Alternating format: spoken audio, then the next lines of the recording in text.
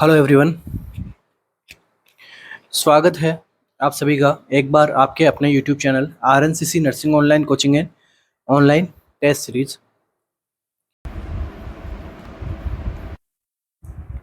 MCQ है अपना aganglionic disease of the intestine tract which cause inadequate motility is termed as. ठीक है, एक ऐसी डिजीज है जो कौन सी है, एगेंग्लियोनिक डिजीज है, किसकी है, इंटेस्टाइनल ट्रैक्ट की है। उस डिजीज के अंदर क्या होता है, इनएडिक्वेट मोटिलिटी आपको देखने को मिलती है। उस डिजीज को हम क्या कहेंगे, ulcerative colitis, Crohn's disease, Hirschsprung disease या फिर डायवर्टिकुलर डिजीज। क्या रहेगा इसका करेक्ट आंसर?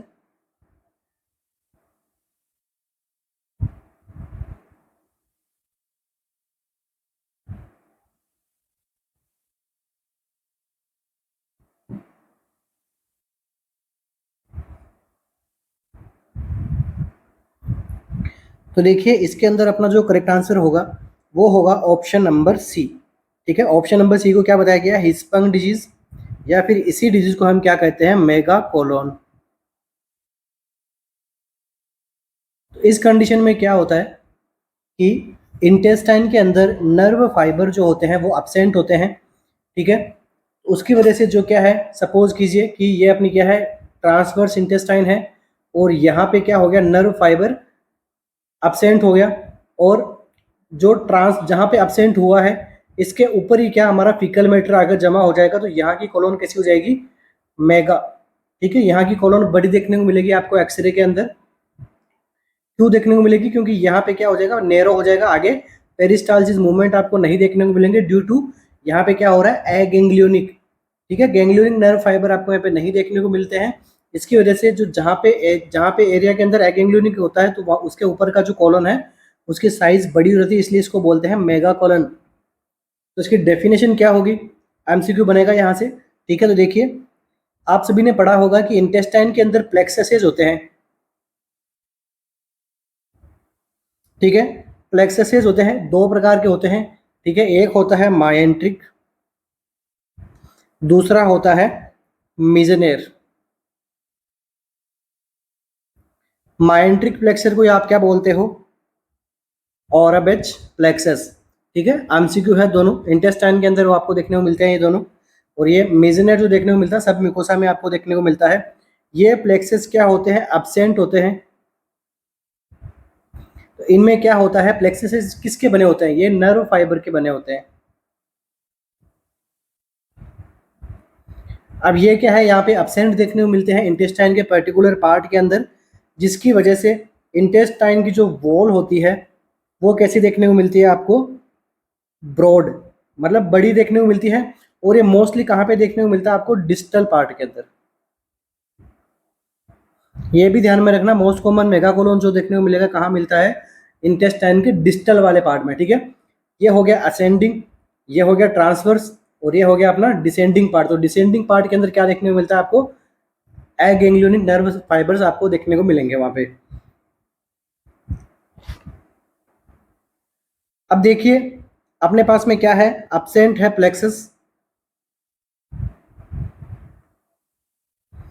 इसकी वजह से क्या होगा, जो बोवल फंक्शंस होते हैं वो यहाँ पे अल्टर्ड हो जाएंगे। तो क्या देखने को मिलेगा, इंटेस्टाइन मसल्स परमानेंटली कॉन्स्ट्रिक्ट। अब यहाँ पे जो है क्या है, इंटेस्टाइन की जो मसल्स होती है, ठीक है, मस्कुलर लेयर जो होती है वो यहाँ पे परमानेंटली कॉन्स्ट्रिक्ट होगी, क्योंकि यहाँ पे क्या है, प्लेक्ससेस नहीं है तो पेरिस्टालसिस मूवमेंट यहाँ पे आएगा नहीं। अब जब पेरिस्टालसिस मूवमेंट यहाँ पे आएगा नहीं तो क्या देखने को मिलेगा, पासिंग ऑफ स्टूल डिफिकल्ट। ठीक है, स्टूल पासिंग डिफिकल्ट देखने को मिलेगी, और स्टूल जो है वो अंदर ही अंदर क्या हो जाएगा, जमा हो जाएगा। उसे आप उसकी वजह से जो कॉलोन भी है वो कैसे देखने को मिलेगी, बड़ी देखने को मिलेगी, इसलिए जिसका क्या नाम दिया गया, मेगा कॉलन। अब बात करते हैं इसके कोज की कि क्या क्या कोजेस देखने को मिल सकते हैं, एग्जाम में पूछा भी रहता है। तो डाउन सिंड्रोम, इसके बाद में ऑनकोजीन होता है, वो भी इसके लिए रिस्पॉन्सिबल होता है, इसका क्या नाम है, प्रोक्टो ऑनकोजिन। इसके बाद में देखिए क्या है नेक्स्ट, मल्टीपल एंडोक्राइन नियोप्लेजिया। इसकी वजह से भी आपको जो है वो मेगाकोलन वाली कंडीशंस देखने को मिल सकती है। अब नेक्स्ट एमसीक्यू की बात करते हैं तो वो आएगा अपने किसके, साइन एंड सिम्टम से। इंपॉर्टेंट एमसीक्यू है, पूछा रहेगा फर्स्ट साइन। ठीक है, केजीएमयू नोट सेट दोनों के लिए इंपॉर्टेंट है। तो फर्स्ट साइन क्या आता है, तो फर्स्ट साइन आता है बेबी, क्योंकि एक प्रकार की कंजेनाइटल प्रॉब्लम होती है, तो baby is inability to pass meconium under 48 hours after delivery. कि भाई डिलीवरी के आफ्टर 48 आवर्स में क्या है कि बेबी जो है वो अनेबल टू पास है, मेकोनियम पास आउट नहीं कर पा रहा है। इसके बाद में ये तो हो गया अपना फर्स्ट साइन। इसके बाद में आपको क्या देखने को मिलेगा,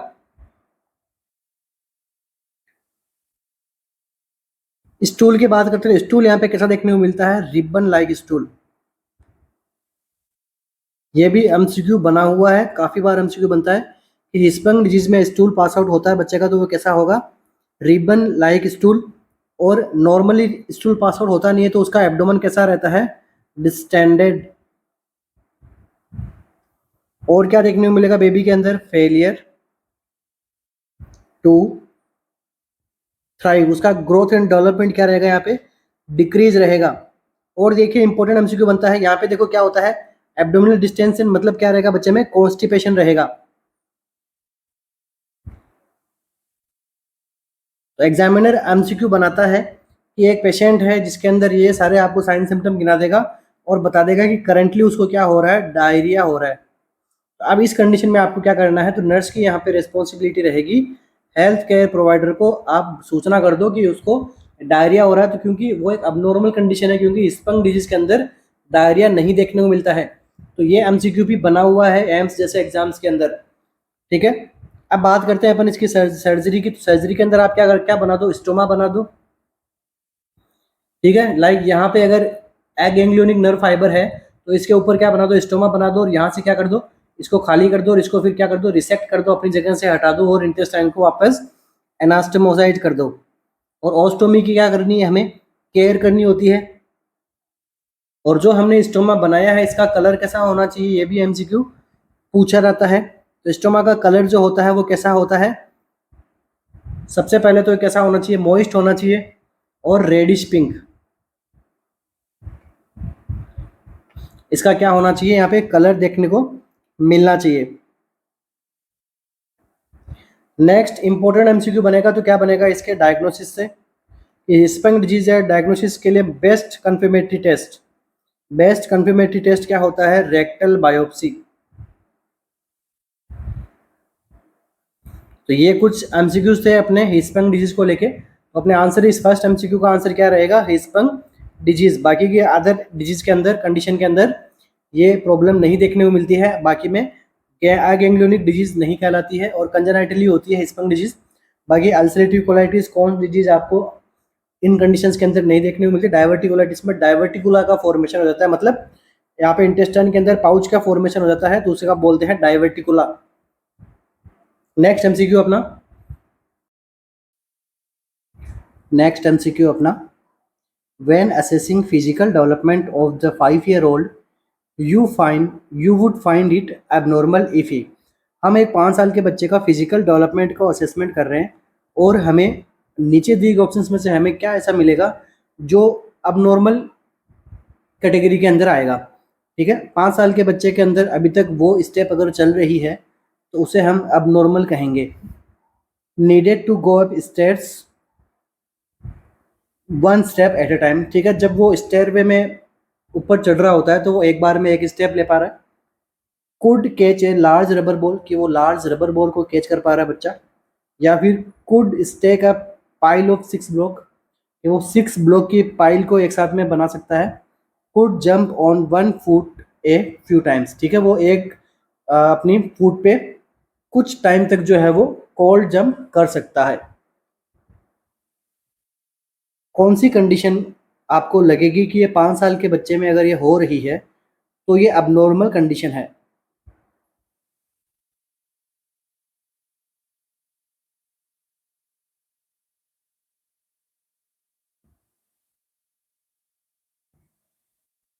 तो देखिए यहाँ पे देखिए ऑप्शन नंबर 1 में आपको क्या बता रहा है, needed to go up a stairway 1 step at a time, कि वो एक बार में एक ही स्टेप ले पा रहा है सीढ़ियाँ चढ़ते टाइम पे। तो ये वाली जो कंडीशन है वो अबनॉर्मल मानी जाती है 5 साल के बच्चे के अंदर, क्योंकि 5 साल का जो बच्चा रहता है उसमें इस प्रकार का फिजिकल डेवलपमेंट आसानी से हो जाता है, ठीक है, इससे पहले ही हो जाता है। बट अगर 5 साल के बच्चा है और इस प्रकार से स्टेयरवे पे चढ़ाई कर रहा है तो मतलब वो एक प्रकार का अबनॉर्मल कंडीशन मानी जाती है, क्योंकि 5 साल के बच्चे के अंदर अपन देखते हैं कि वहाँ पे क्या होता है, बेटर कोऑर्डिनेशन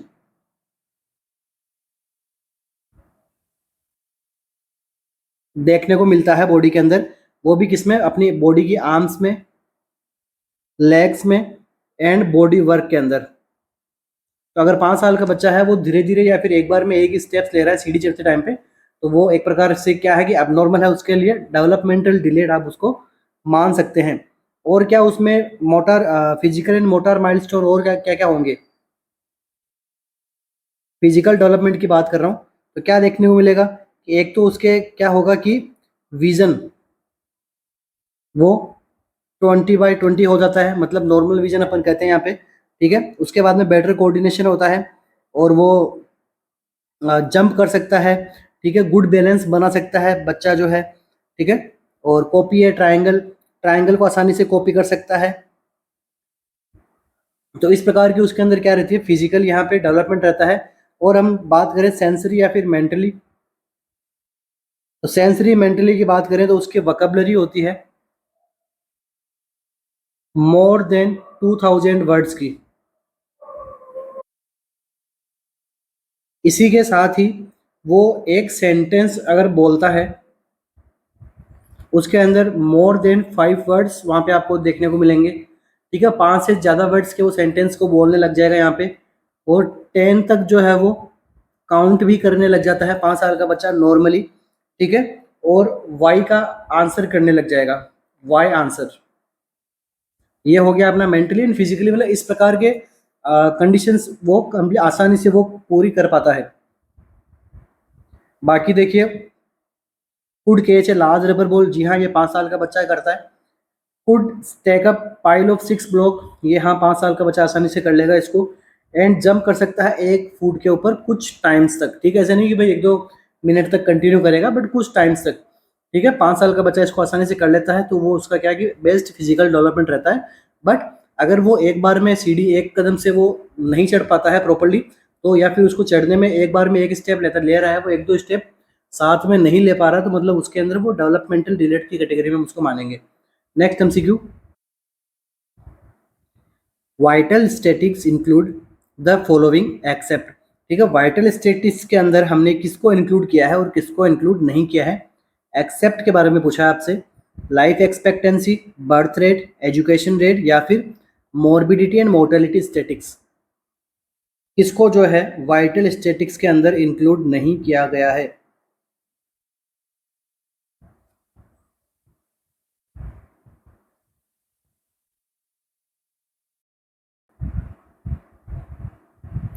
तो देखिए जो वाइटल स्टैटिक्स होते हैं वो होते क्या हैं, देखो वाइटल स्टैटिक्स उन्हें कहते हैं जो वाइटल इवेंट्स को यहाँ पे डिस्क्राइब करते हैं, ठीक है। डिस्क्राइब का मीनिंग क्या है कि बताते हैं कि भाई कम्युनिटी के अंदर कौन कौन से वाइटल्स इवेंट्स आपके यहाँ पे होते हैं।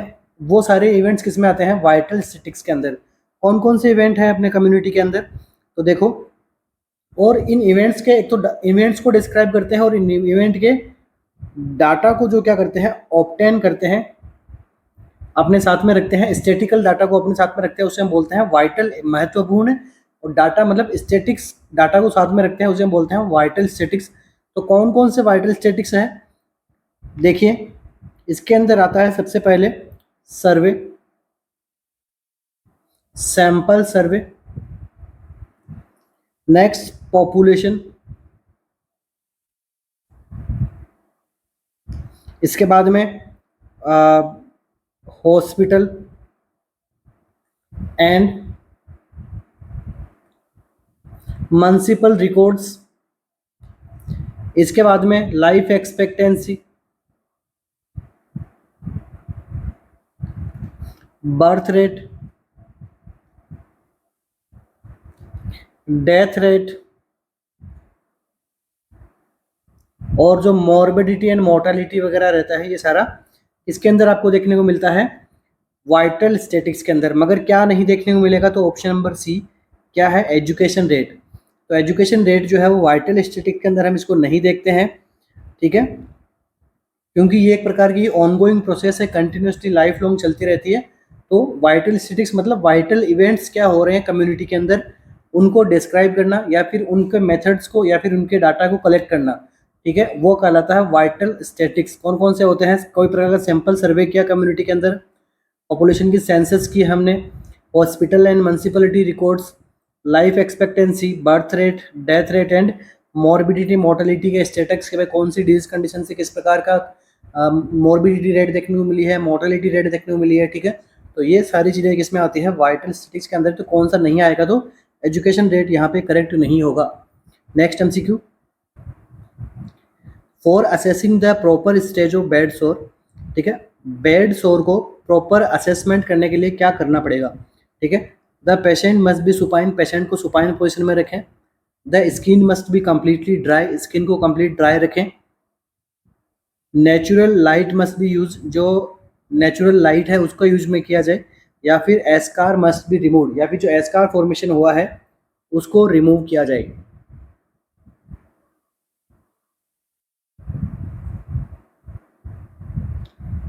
बेड सोर का आपको पता लगाना है, तो आप क्या करोगे, तो आपको अच्छे से बेड सोर का स्टेज का पता लग जाएगा, ठीक है। क्या बताया गया है कि for assessing the proper stages of bed सोर,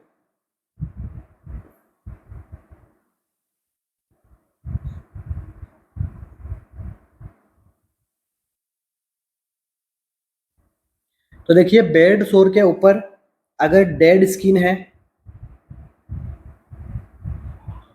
या फिर किसी प्रकार का एस्कार फॉर्मेशन हो रखा है, तो इन्हें क्या करना पड़ेगा, रिमूव करना पड़ेगा। तभी आपको जो है वो एग्जैक्ट स्टेज पता लगेगी, भाई फर्स्ट स्टेज है, सेकंड स्टेज है, थर्ड स्टेज है, फोर्थ स्टेज। तो ऑप्शन नंबर डी क्या रहेगा यहाँ पे, करेक्ट रहेगा। एस्कार मस्ट बी रिमूव, एस्कार को जो क्या करना है, हमें रिमूव करना है यहाँ से। तो क्या रहेगा, अपना करेक्ट आंसर अपने पास में आ जाएगा। अब देखिए स्टेज 1 में क्या होता है,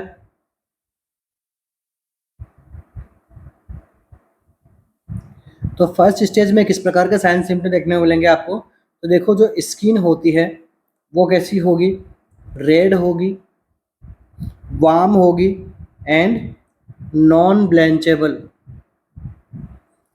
ये रहेगा अपना फर्स्ट स्टेज के अल्सरेशन, मतलब रेडनेस दिखेगी, थोड़ा वार्मनेस होगा, ठीक है, बट यहाँ पे ब्लेंचेबिलिटी आपको नहीं देखने को मिलेगी स्किन के अंदर।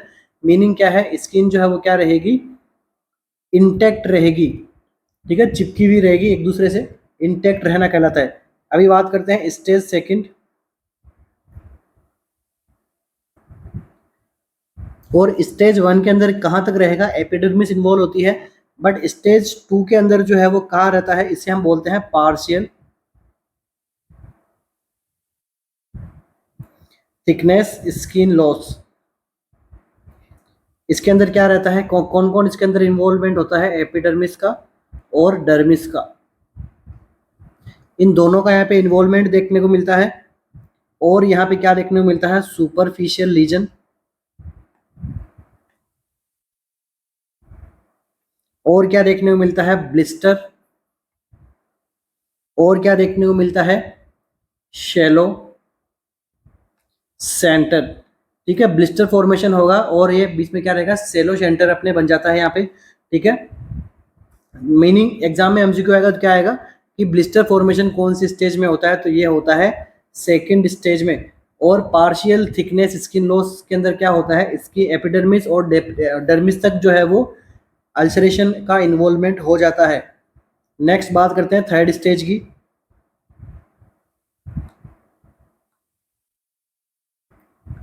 देखिए सेकंड स्टेज को हमने बोला था पार्शियल थिकनेस, इसको हम बोलेंगे full thickness, full thickness skin loss. इसके अंदर जो है सब क्यूटेनियस टिश्यू तक जो है वो प्रेशर अल्सर आगे फॉरवर्ड हो जाता है।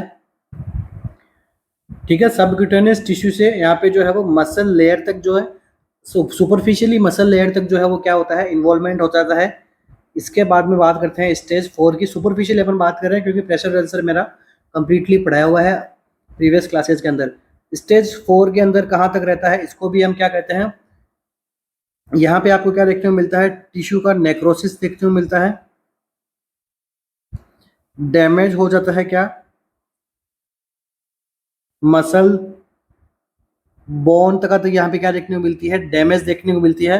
और इनकी जो सपोर्टिंग स्ट्रक्चर्स जो होती है वो भी यहाँ पे डैमेज देखने को मिलती है। बोन की सपोर्टिंग स्ट्रक्चर मतलब क्या, लिगामेंटम, टेंडम वगैरह, वो भी यहाँ पे डैमेज देखने को मिलता है। और साथ साथ में इसकी जो ऑर्डर होती है, इसकी जो स्मेल होती है वो भी कैसे आने लग जाती है, फॉल स्मॉल, मतलब काफ़ी यहाँ पे गंदी स्मेल आना शुरू हो जाता है। ठीक है, और इसका कलर कलर भी कैसा होता है, ब्लैकिश या फिर purple.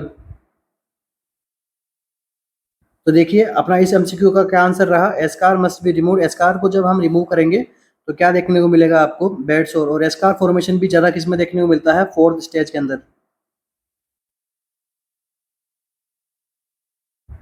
Next MCQ, in erections theory adolescent develops a sense of. ठीक है, इरेक्शन की जो थ्योरी इरेक्शन ने दी थी उसके अंदर जो एडोलेसेंट का जो लेवल है, तो एडोलेसेंट में क्या सेंस डेवलप हो जाता है, initiative, intellect, identity, industry. Adolescent develop sense of, erection ने जो थ्योरी दी थी उसके अकॉर्डिंग एडोलेसेंट के अंदर क्या डेवलप हो जाता है सेंस में।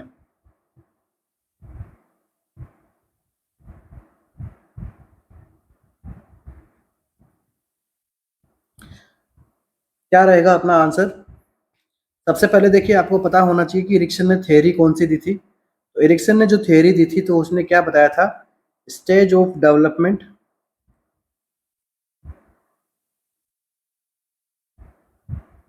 थ्योरी, कि भाई किस प्रकार से जो है वो ह्यूमंस का डेवलपमेंट होता है उसे हम क्या कहते हैं, इरिक्सन की थ्योरी। इरिक्सन थ्योरी, इसका पूरा नाम क्या है, एरिक इरिक्सन। ये एक साइंटिस्ट थे, इन्होंने थ्योरी बताई थी हमें। तो देखिए अपन वन बाय वन डिस्कस करते हैं। तो बर्थ टू 1 ईयर,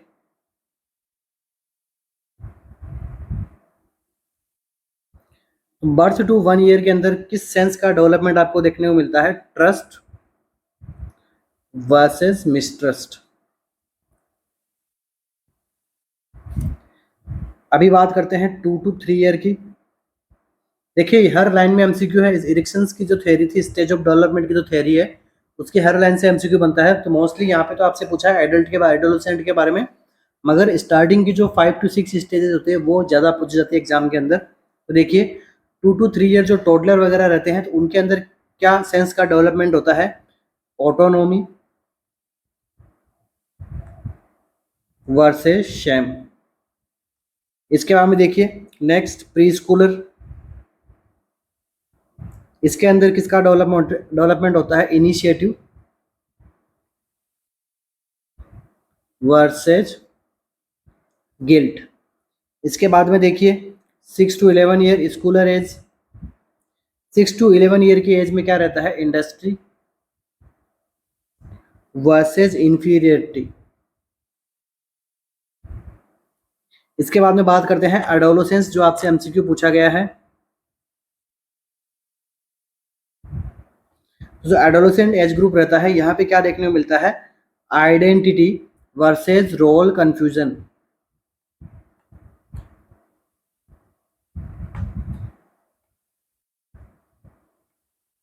तो अपना इस एमसीक्यू का आंसर क्या जाएगा, ऑप्शन नंबर सी, क्योंकि एडोलेसेंट में क्या देखने को मिलता है, आइडेंटिटी देखने को मिलता है, रोल कंफ्यूजन की यहाँ पे सेंस डेवलप हो जाती है। इसके बाद में देखिए एमसीक्यू बनता है आगे फर्दर, तो बनेगा यंग चिल्ड्रन। तो यंग चिल्ड्रंस में किस प्रकार का सेंस का डेवलपमेंट देखने को मिलता है, इंटीमेसी वर्सेस आइसोलेशन।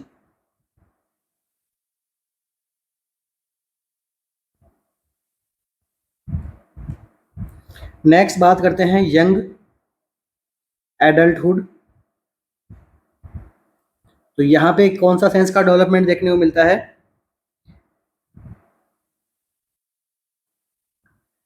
तो ये दोनों यंग चिल्ड्रन बोल दो या फिर यंग एडल्टहुड बोल दो, दोनों में क्या देखने को मिलता है? Intimacy versus isolation.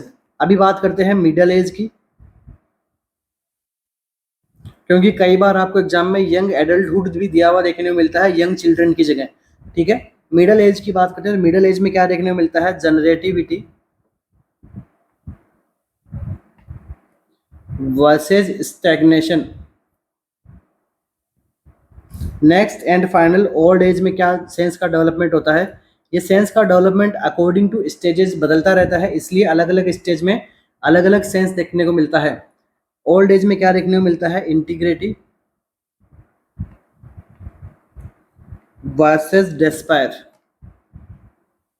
तो देखिए किस प्रकार से होता है, जब बच्चा रहता है तो वो क्या करता है? पेरेंट्स पे ट्रस्ट करता है और दूसरे लोगों पे मिसट्रस्ट करता है कि हाँ ये लोग क्या है कि मुझे खाना खिलाएंगे, मेरी केयर करेंगे। मतलब वो अपने पेरेंट्स पे तो ट्रस्ट करता है मगर वो दूसरों पे मिसट्रस्ट करता है। और इसके यहाँ पे सेंसरी किससे होता है? Oral stage. ठीक है, आपने जब पढ़ी होगी सिगमंड फ्रूड की स्टेज, ठीक है, तो उसमें ओरल स्टेज यहाँ पे चल रही होती है। तो मतलब वो यहाँ पे सेंस किससे करता है? ओरल से। ठीक है, तो वो ट्रस्ट भी किससे बनाता है? लाइक ब्रेस्ट फीडिंग, मदर उसको ब्रेस्ट फीडिंग करवाते हैं वगैरह। ठीक है, अपने पेरेंट्स के प्रति ट्रस्ट बन जाता है उसका। नेक्स्ट 2 to 3 ईयर के अंदर वो बोलता है ऑटोनोमी खुद ही देखता है। और वो जब ऑटोनोमी अच्छे से नहीं कर पाता है तो वो फिर उसको क्या होता है? शेम फील होता है।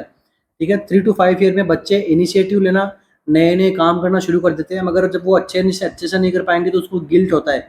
ठीक है, 6 to 11 ईयर के अंदर बच्चों के अंदर क्या रहता है? वो इंडस्ट्री की भावना रहती है, कुछ नया करने का शुरू रहता है। और फिर साथ में उनको ये भी डर रहता है कि मैं किसी से कम तो ना हो जाऊंगा, मतलब इन्फीरियरिटी सिक्योरिटी वगैरह उसके अंदर फीलिंग आना शुरू हो जाएगी।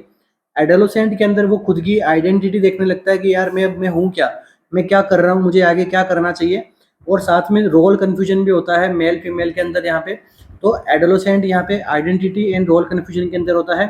और जो यंग चिल्ड्रन या फिर यंग एडल्टहुड लाइफ रहती है वो इंटीमेसी और आइसोलेशन मतलब लव अफेक्शन वाली चीज़ों में रहता है। इसके बाद में मिडिल एज के अंदर जनरेटिविटी स्टेग्नेशन की भावना रहती है। ओल्ड एज के अंदर देखता है कि मैंने कितना पाया है, कितना मैंने खोया है। इंटीग्रिटी एंड डिस्पेयर, कितना पाया है, कितना खोया। तो इस प्रकार के जो सेंस रहते हैं वो एडोलेसेंट के अंदर क्या रहेगा? आइडेंटिटी। और ये सारे सेंसेस किसने बताए थे हमें? एरिक्सन ने थ्योरी दी थी। कौन सी? स्टेज ऑफ डेवलपमेंटल थ्योरी किसने दी थी? एरिक्सन। आई थिंक अब आप नहीं भूलोगे इस एमसीक्यू को। नेक्स्ट एमसीक्यू अपना,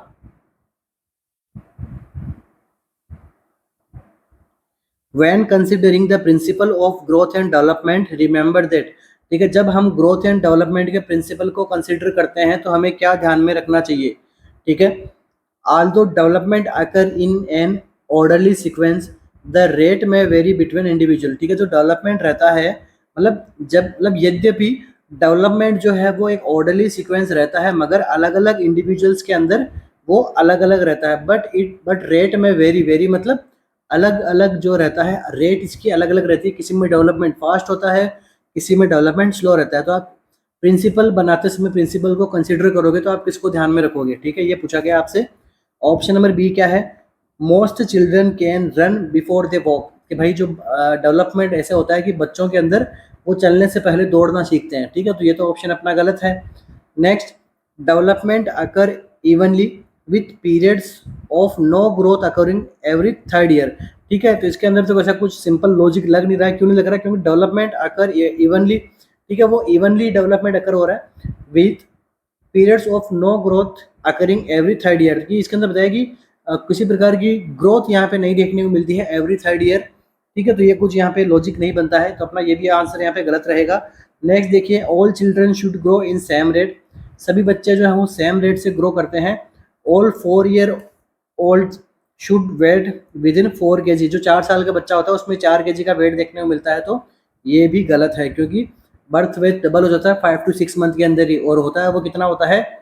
2.5 से लेकर 3.5 तक। तो 1 साल के बच्चे का इतना, 4 साल के बच्चे का 0.5 ग्राम 0.500 ग्राम कैसे बढ़ेगा?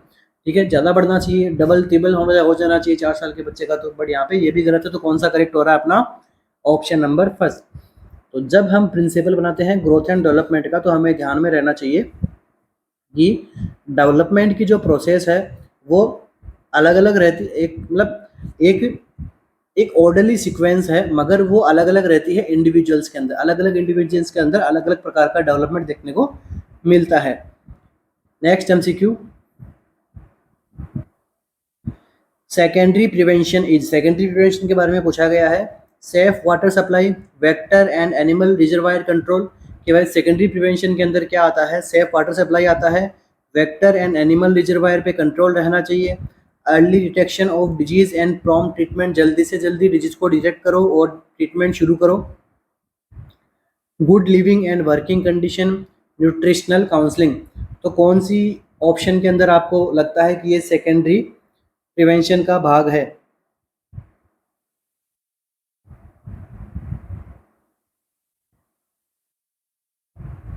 क्या रहेगा अपने यहाँ पे करेक्ट आंसर? आई थिंक ये एमसीक्यू किसी का भी गलत नहीं होना चाहिए।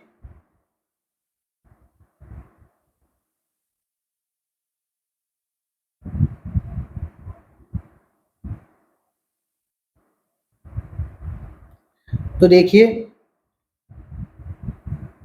ये जो हम डिस्कस कर रहे हैं सेकेंडरी प्रिवेंशन के बारे में, तो क्या होता है? ऑप्शन नंबर बी यहाँ पे क्या रहेगा? करेक्ट रहेगा। Early detection of disease and prompt treatment is हमारा किस में आता है? ये सेकेंडरी प्रिवेंशन के अंदर देखने को मिलता है। इसके अंदर देखो होता क्या है, तो देखिए लेवल के अकॉर्डिंग बात करें तो लेवल फर्स्ट होता है वो कौन सा होता है? Primary prevention. तो प्राइमरी प्रिवेंशन के अंदर क्या क्या देखने को मिलता है कि एक तो ये क्या करता है? प्रिवेंशन करता है मेनली। ये आप इस लाइन पे आप ध्यान रखो, प्रिवेंशन। तो प्रिवेंशन किसका करेगा? प्रॉब्लम्स का। और किसका करेगा? प्रॉब्लम्स का प्रिवेंशन करना है, मतलब प्रॉब्लम्स तो वहां पे है मगर उस प्रॉब्लम से बचाव करना है, मतलब क्या करना है? डिजीज होने से बचाना है। तो इसके अंदर देखो एक कंडीशन आती है किसकी? इम्यूनाइजेशन। तो इम्यूनाइजेशन को किसकी प्रक्रिया का पार्ट है? तो प्राइमरी प्रिवेंशन का पार्ट है, क्योंकि वहां पे डिजीज कंडीशन तो अवेलेबल है, मतलब डिजीज हुई नहीं है, तो डिजीज से बचाने के लिए मतलब रिस्क फैक्टर तो प्रेजेंट है, रिस्क फैक्टर से डिजीज बनने में प्रिवेंट कौन कर रहा है? अपना इम्यूनाइजेशन प्रिवेंट कर रहा है। तो ये किस में आता है? प्राइमरी प्रिवेंशन में। नेक्स्ट देखिए, लेवल 2 सेकेंडरी प्रिवेंशन।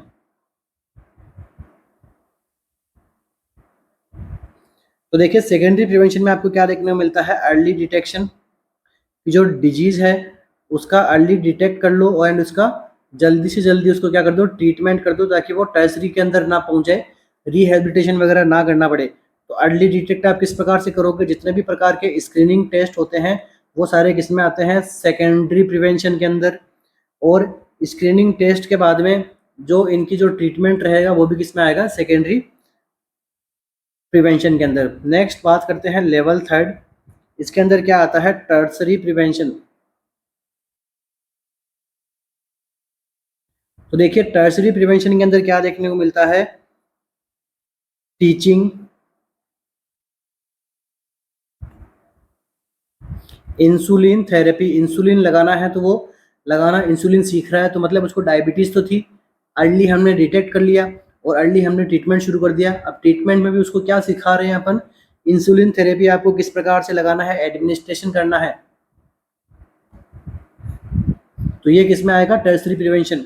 जितने भी प्रकार के रिहेबिलिटेशन प्रोग्राम्स वगैरह होते हैं वो किस में आएंगे? टर्सरी प्रिवेंशन के अंदर। जितने भी प्रकार के हेल्थ एजुकेशन के प्रोग्राम है किस में आएंगे? प्राइमरी प्रिवेंशन के अंदर। जितने भी प्रकार के स्क्रीनिंग टेस्ट वगैरह है किस में आएंगे? सेकेंडरी प्रिवेंशन के अंदर। ठीक है, एक और लेवल होता है वो होता है प्राइमोडियल प्रिवेंशन। प्राइमोडियल प्रिवेंशन के अंदर आती है क्या? हेल्थ एजुकेशन या फिर बेटर लाइफ, या फिर आप कह सकते हो बेटर लाइफ स्टाइल को फॉलो करना। तो उसके अंदर होता है प्राइमोडियल प्रिवेंशन। इसके अंदर हम क्या करते हैं? Prevention of risk factors. यहाँ पे तो हम रिस्क फैक्टर को ही प्रिवेंट कर रहे हैं, मगर प्राइमरी में रिस्क फैक्टर तो है मगर डिजीज को प्रिवेंट कर रहे हैं। सेकेंडरी में डिजीज हो गई है उसका जल्दी ट्रीटमेंट कर रहे हैं और उसको जल्दी डायग्नोज कर रहे हैं। एंड थर्ड में उसको आगे फर्दर और डैमेज करने से बचा रहे हैं, वो होता है टर्सरी प्रिवेंशन। तो चारों प्रकार के प्रिवेंशन को हमने समझ लिया है। अब आपको इन सब के बारे में भी पता होना चाहिए कि ये कौन से प्रिवेंशन का एग्जाम्पल है। ठीक है। नेक्स्ट एमसीक्यू अपना, nurse use the nursing process as a method of, ठीक है, नर्स जो है वो नर्सिंग प्रोसेस का मेथड का यूज कर रही है, तो वो क्या हेल्प करता है, ठीक है। Nurse use the nursing process as a method of, किसके मेथड के ऊपर नर्सिंग प्रोसेस बनाया गया है, planning, organizing and delivering patient care, communicating with patients and families, meeting the legal requirement and standard in nursing, या फिर meeting public expectation of nurse. Nurse use the nursing process as a method of, यहाँ पे क्या रहेगा अपना answer, option number A यहाँ पे correct रहेगा, क्योंकि किसके मेथड के ऊपर नर्सिंग प्रोसेस बनता है, तो प्लानिंग, ऑर्गेनाइजिंग एंड जो इम्प्लीमेंटेशन और इंटरवेंशन करते हैं हम किसके ऊपर, पेशेंट के ऊपर, किसका, प्लानिंग का, और जो हमने ऑर्गेनाइज किया है, ठीक है, ये सारा किसके अंदर होता है, पेशेंट की केयर को डिलीवर करने में काम में आता है क्या, हमारा nursing process. Next MCQ, para is defined as, para किसे कहते हैं, सारे के सारे एमसीक्यू प्रीवियस ईयर एमसीक्यू हैं, और ये आज के जो अपने सारे के सारे एमसीक्यू हैं ये ईएसआईसी के एमसीक्यू हैं। जो अपना ईएसआईसी का जो जिस प्रकार का लेवल रहने वाला है वही आपका केजीएमयू का लेवल रहेगा, ठीक है। जिस हिसाब से ईएसआईसी के अंदर भी अदर सब्जेक्ट के आपको एमसीक्यू देखने को मिलते हैं, उसी प्रकार से केजीएमयू के अंदर भी देखने को मिलेंगे, ठीक है। तो अगर आपको खुद से प्रिपरेशन करनी है तो ईएसआईसी के प्रीवियस ईयर के पेपर देख लो, जिपमेर के प्रीवियस ईयर के पेपर देख लो, तो लेवल जो है वो उसी के आसपास का रहेगा, ठीक है। तो देखिए पैरा हम किसे कहेंगे, total number of pregnancies born from beginning of 38 to 42 weeks, any pregnancy terminate before the period of viability, या फिर number of past pregnancies gone beyond period of viability।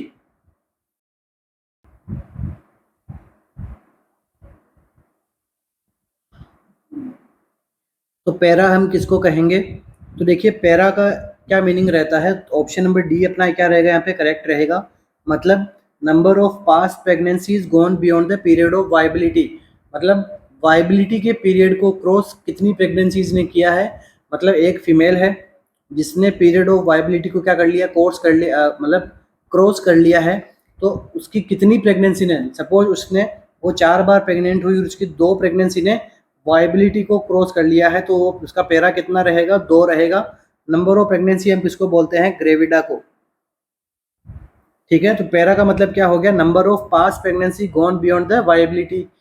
Next देखिए total number of pregnancy, total number of pregnancy को हम क्या कहते हैं, तो इसको हम कहते हैं ग्रेविडा। देखो GTPAL जो होता है, इसके अंदर आपको स्कोर निकालना होता है प्रेग्नेंट फीमेल का, कि वो प्रीवियसली कितनी बार प्रेग्नेंट हुई थी, कितनी बार उसका टर्मिनेशन देखने को मिला, पेरिटी कितनी बार हो गई, अबॉर्शन कितनी बार हो गया, मतलब टर्म प्रेगनेंसी कितनी बार हो गई उसका, ठीक है, लिविंग बेबी कितने हैं उसके, तो इस प्रकार से आप घटपाल निकालते हो, ठीक है। ये तो हो गया स्कोर कैसे निकालते हैं अपन घटपाल का, ठीक है। नेक्स्ट देखिए क्या बताया गया है, born from beginning of 38 to 42 weeks, इसको हम बोलते हैं टर्म बेबी। ये तो बेसिक सी टर्मिनोलॉजीज है, इसमें तो कोई प्रॉब्लम होनी नहीं चाहिए आप सभी को। Any pregnancy terminate before the period of viability, इसको हम क्या कहेंगे, इसको हम कहते हैं अबॉर्शन। तो पीरियड ऑफ वाइबिलिटी आप कितना मानते हैं, तो 22 weeks, okay. Next MCQ, the major nutrients involve in fluid balance are, ठीक है, फ्लूइड बैलेंस के अंदर मेजर न्यूट्रिएंट्स कौन से इन्वॉल्व होते हैं, ठीक है, अपनी बॉडी के फ्लूइड को बैलेंस करने में मेजर न्यूट्रिएंट कौन से होते हैं, vitamin B9 and magnesium, fat and proteins, chloride and carbohydrates, या फिर पोटेशियम एंड सोडियम। इसको यहाँ पे इम्पोर्टेंट माना गया है, मेजर न्यूट्रिएंट्स में इन्वॉल्वमेंट किया गया है।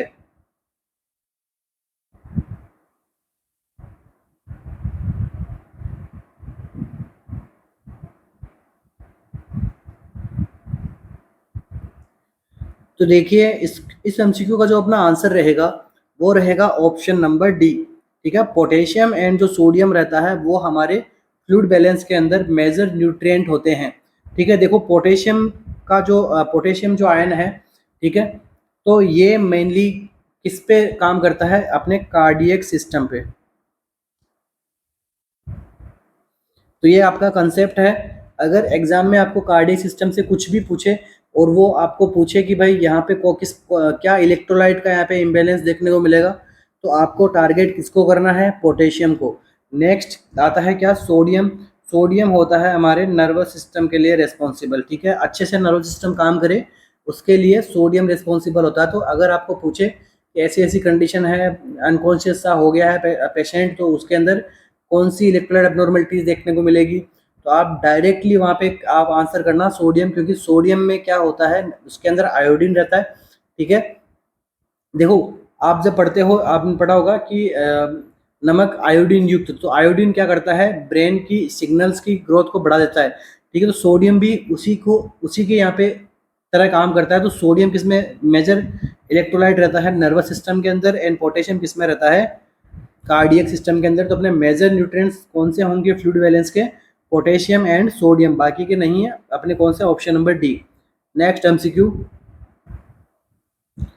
Bipolar disorders are treated with following medication except पूछा है कि जो बाइपोलर डिसऑर्डर्स रहती है वो फॉलोइंग मेडिकेशन से ट्रीट होती है, एक को छोड़ के। तो कौन सी ऐसी ड्रग है, ऑप्शन में क्या है, कार्बामाजेपाइन, वैल्पोरिक एसिड, एम्फेटामाइन या फिर लिथियम।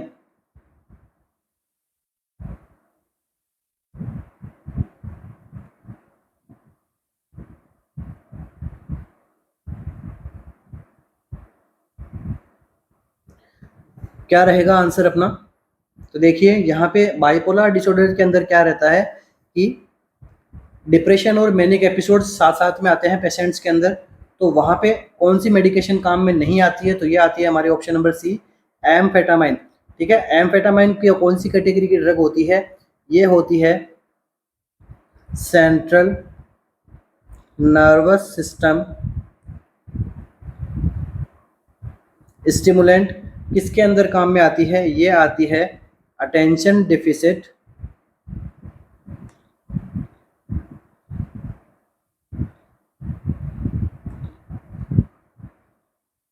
हाइपर एक्टिविटी डिसऑर्डर के अंदर, ठीक है। तो एम्फेटामाइन किसकी ड्रग ऑफ चॉइस है, एडीएचडी की।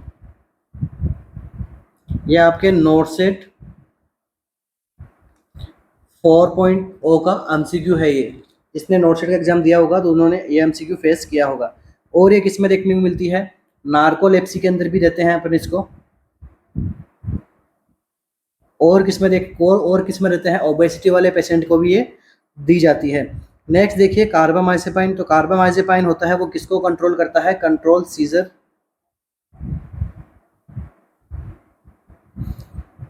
और ये नर्व पेन को भी ट्रीट करता है।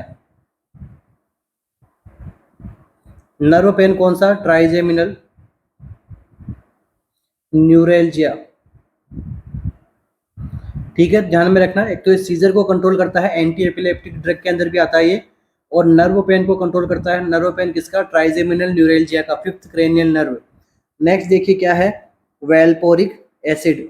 तो वेल्पोरिक एसिड भी क्या है, मेनली यहाँ पे सीजर को ट्रीट करने में काम में ली जाती है, ठीक है। माइग्रेन हेडेक को भी काम में ट्रीटमेंट करने में काम में लिया जाता है इसको भी। नेक्स्ट बात करते हैं किसकी, लिथियम की। तो लिथियम को जो है अपन बाइपोलर डिसऑर्डर्स के अंदर भी काम में लेते हैं, ठीक है, और मेनिया के अंदर भी ये क्या रहती है, ड्रग ऑफ चॉइस रहती है।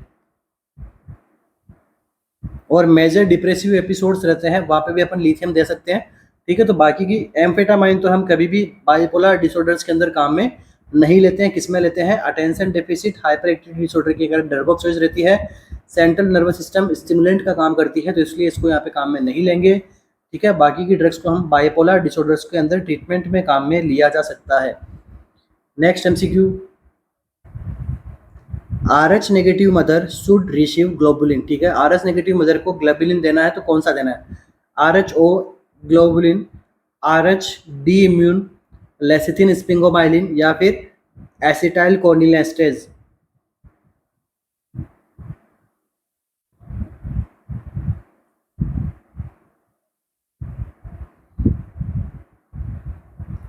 RH नेगेटिव मदर को कौन सा ग्लोबुलिन का इंजेक्शन लगाते हैं अपन, ठीक है, ये पूछा गया आपसे एमसीक्यू।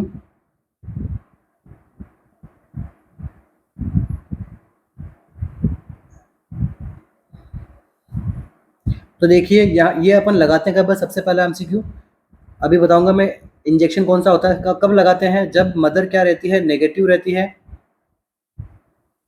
एंड जो बेबी रहता है वो क्या रहता है, पॉजिटिव रहता है। तो इसमें क्या होता है, एबी जो आरएच इनकम्पिटिबिलिटी देखने को मिलती है इसके अंदर।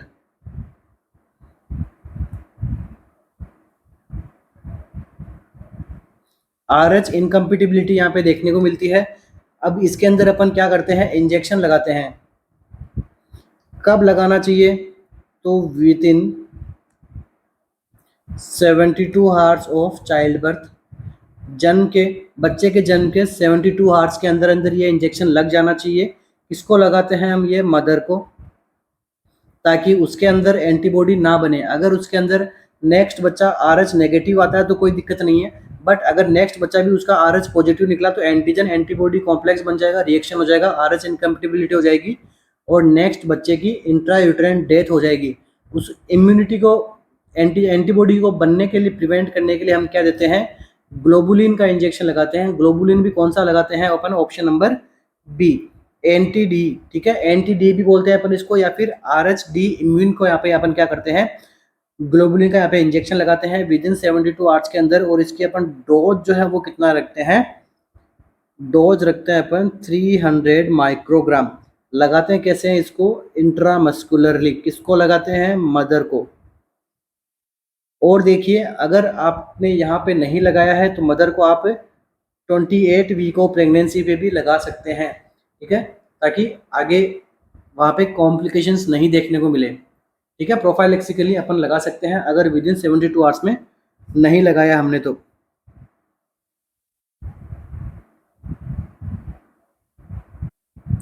नेक्स्ट देखिए लेसिथिन एंड स्प्रिंगोमाइलिन, ये अपन किस में हेल्प करते हैं, ये हेल्प करते हैं फीटल लंग की मैच्योरिटी के अंदर। ठीक है, फीटस के लंग्स को मैच्योर करना, ये एक प्रकार के स्टेरॉइडल नेचर के होते हैं। तो लेसिथिन स्प्रिंगोमाइलिन क्या करते हैं, फीटस के लंग्स को मैच्योर करने में काम में आते हैं।